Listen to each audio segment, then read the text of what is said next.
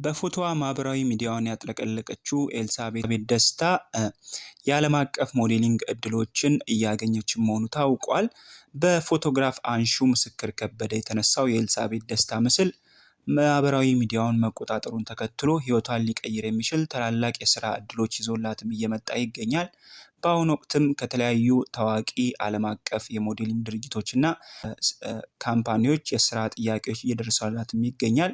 ይህን አጋጣሚ እንግዲህ ኤልሳቤጥ የኢትዮጵያዊነት ውበትን በዓለም መድረክ እንድታስተዋውቅ በር የከፈተላት ሲሆን ስለዚህ ጉዳይ ያልሰማችሁ ቢኖር ለመግለጽ ያክል ይሄ ቪዲዮ በቲክቶክ ላይ ከተጫነ በኋላ የዚች ውብ ወጣትን ገጽታ የሚያሳይ ቪዲዮ ከተጫነ በኋላ ብዙዎች ተቀባበሉት፣ ሼር አድርጉት፣ በርካታ እይታ ማግኘት ቻለ። እቺ ወጣት ማናት የምትገኘውም የሚል ጥያቄ በብዙዎች ዘንድ ተፈጠረና ከዛ ስለዚች ወጣት የተወሰነ ማጣራትም ተካሂደ።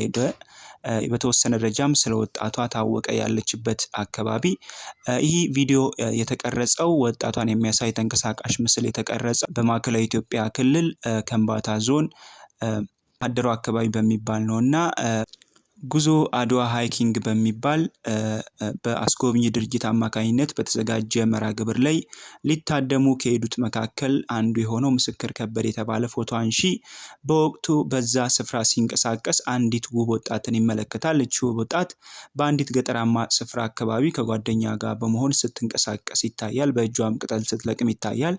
ታዲያ ፎቶግራፈር ምስክር ከበደ ይችን ወጣት በፎቶ የሚያነሳታል፣ ቪዲዮ የሚቀርጻትና በቲክቶክ ላይ ይጭናል። ታዲያ ልጅቷ ያላት ተፈጥሯዊ ውበት በርካቶችን እያነጋገረ ብዙዎችንም እያስገረመ ይገኛል።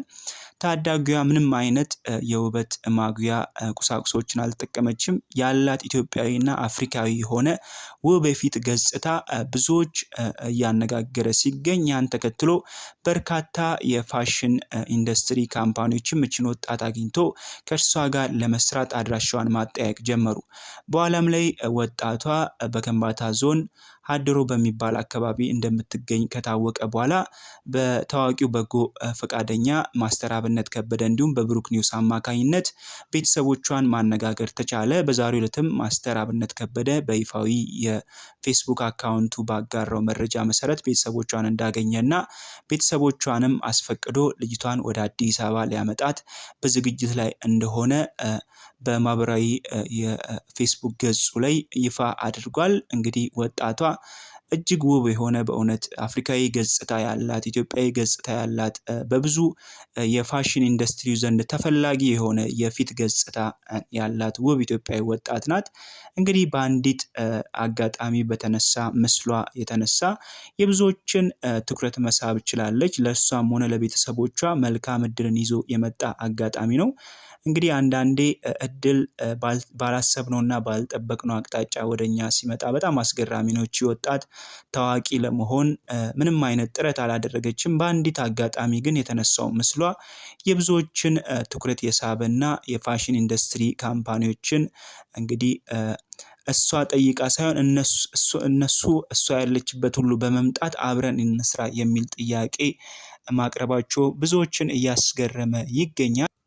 ታዲያ ከወጣት ኤልሳቤጥ ደስታ ጋር በተገናኘ ሌላም መረጃ እየወጣ ይገኛል። እህቷም እንደሷ